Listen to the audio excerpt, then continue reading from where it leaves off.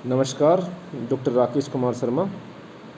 आज हम बीए तृतीय वर्ष अर्थशास्त्र का जो फर्स्ट पेपर है मैक्रो इकोनॉमिक थ्योरी समष्टि आर्थिक सिद्धांत, उसका लेसन 8 अध्याय 8 थ्योरी ऑफ मनी सप्लाई मुद्रा की पूर्ति का सिद्धांत का अध्ययन करेंगे कि मुद्रा की पूर्ति किस प्रकार से की जाती है। क्योंकि किन्स ने कहा है कि किन्स ने मुद्रा की पूर्ति को स्थिर माना है। तो हम देखते हैं कि मुद्रा की पूर्ति किस प्रकार से की जाती है। उन्होंने मुद्रा की पूर्ति का अध्ययन दो प्रकार की मुद्राओं से किया जाता है। एक तो साधारण मुद्रा, एक उच्च शक्ति प्राप्त मुद्रा। साधारण मुद्रा और उच्च शक्ति मुद्रा में अंतर किया जाना आवश्यक है।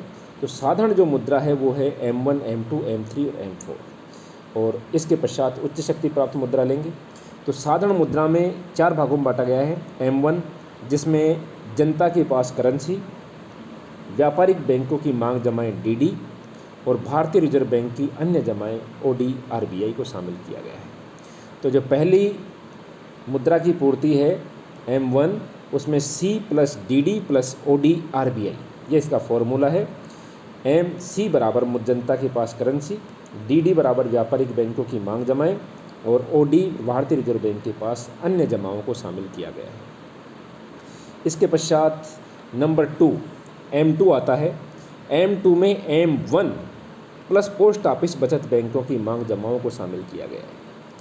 अब M1 यानी कि इसमें C + DD + OD, ये तीनों तो हैं ही, और साथ में DD पोस्ट ऑफिस। समझने की कोशिश करें। M2 बराबर M1 यानी कि जनता के पास करेंसी प्लस व्यापारिक बैंकों की मांग जमाएं प्लस भारतीय रिजर्व बैंक की अन्य जमाएं प्लस पोस्ट ऑफिस बचत बैंक की मांग जमाओं को इसमें शामिल किया गया है। इस प्रकार M2 बनता है M1 + DD पोस्ट ऑफिस, या M2 बराबर currency C + DD + OD RBI + DD post office.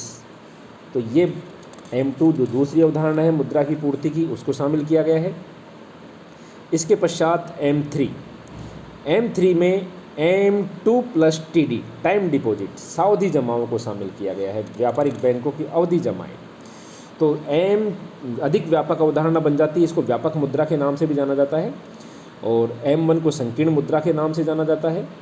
तो M3 की जो व्यापक मुद्रा की परिभाषा में जो शामिल किया जाता है वो जनता के पास करेंसी, व्यापारिक बैंकों की मांग जमाएं, भारतीय रिजर्व बैंक की अन्य जमाएं प्लस पोस्ट ऑफिस बचत बैंकों की मांग जमाएं प्लस व्यापारिक बैंकों की अवधि जमाओं को इसमें शामिल किया जाता है। इस प्रकार M3 जो मुद्रा है ये बहुत अधिक व्यापक मुद्रा है। M3 में सभी प्रकार की जमाएं, मांग जमा, अवधि जमा, पोस्ट ऑफिस बचत बैंक की मांग जमा और भारतीय रिजर्व बैंक की जमा जो अन्य जमाओं के रूप में है, सभी को इसमें शामिल कर लिया जाता है। और उसके पश्चात M4 M3 plus total deposit post office यानी कि पोस्ट ऑफिस बचत बैंकों की कुल जमाओं को इसमें शामिल किया जाता है। तो पोस्ट ऑफिस बचत बैंक की कुल जमाएं से M4 बनता है। तो M3 यानी कि इसमें सभी चीज़ें आ जाएंगी, जनता के पास करेंसी, व्यापारिक बैंकों की मांग जमाएं, भारतीय रिजर्व बैंक की अन्य जमाएं, ये M1 भी इसमें शामिल है। M2 यानी कि पोस्ट ऑफिस बचत बैंक की मांग जमाएं, M3 का टाइम डिपॉजिट सावधि जमाएं प्लस पोस्ट ऑफिस बचत बैंक की कुल जमाएं। इस प्रकार इन चारों से मिलकर के बनता है M4। तो ये मुद्रा की पूर्ति की 4 अवधारणाएं थी, M1, M2, M3, M4। इसके पश्चात हम उच्च शक्ति प्राप्त मुद्रा अगर देखें तो उच्च शक्ति प्राप्त मुद्रा होती है जनता के पास करेंसी, उच्च शक्ति प्राप्त मुद्रा जिसे विशेष अधिकार प्राप्त मुद्रा है, जिसको कि बेस मनी भी कहते हैं, हाई पावर्ड मनी इसको दूसरा नाम रखा गया है। इसमें जनता के पास करेंसी प्लस व्यापारिक बैंकों के पास आवश्यक रिजर्व RR प्लस अतिरिक्त रिजर्व ER के रूप में इसको सब में परिभाषित किया जाता है।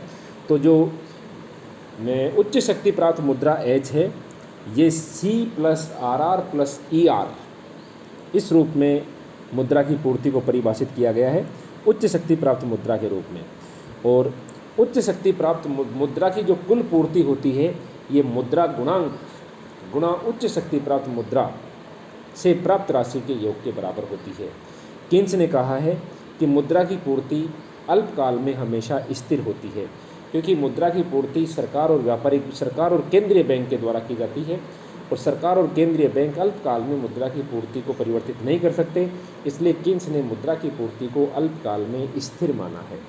मुद्रा की पूर्ति में हम कहें तो मुद्रा की पूर्ति में सभी प्रकार की करेंसियाँ और सभी प्रकार की करेंसियों को इसमें शामिल किया जाता है।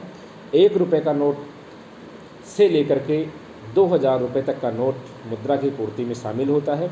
1 रुपये के अतिरिक्त 2, 5, 10, 20, 50, 100, 500 और 2000 रुपये के नोट जारी करने का अधिकार भारतीय रिजर्व बैंक को दिया गया है। भारतीय रिजर्व बैंक नई करेंसी जारी करने से पहले न्यूनतम रिजर्व प्रणाली मिनिमम रिजर्व सिस्टम के द्वारा अपने पास 200 करोड़ रुपए मूल्य का स्वर्ण और विदेशी प्रतिभूतियां रख करके, जिसमें 115 करोड़ रुपए मूल्य का स्वर्ण होता है और 85 करोड़ रुपए मूल्य की विदेशी प्रतिभूतियां रख करके सभी प्रकार की करेंसियाँ, सभी प्रकार के नोटों को जारी कर सकता है।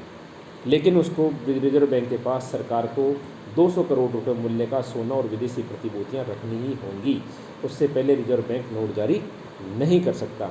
तो इस प्रकार देश में मुद्रा की पूर्ति रिजर्व बैंक और सरकार दोनों की सहमति से की जाती है। और ये जो मुद्रा की पूर्ति के जो घटक हैं M1, M2, M3, M4, ये 4 घटक इसमें दिए गए हैं। और इसके अतिरिक्त उच्च शक्ति प्राप्त मुद्रा, जिसमें करेंसी, आवश्यक रिजर्व और अतिरिक्त रिजर्वों को शामिल किया गया है। और जो मुद्रा की कुल पूर्ति बताई गई है वो उच्च शक्ति प्राप्त मुद्रा को मुद्रा गुणांक से गुणा कर दें तो प्राप्त परिणाम के बराबर होती है। तो ये मुद्रा की पूर्ति थी, और इसके पश्चात हम देखेंगे मुद्रा गुणांक। बहुत बहुत धन्यवाद।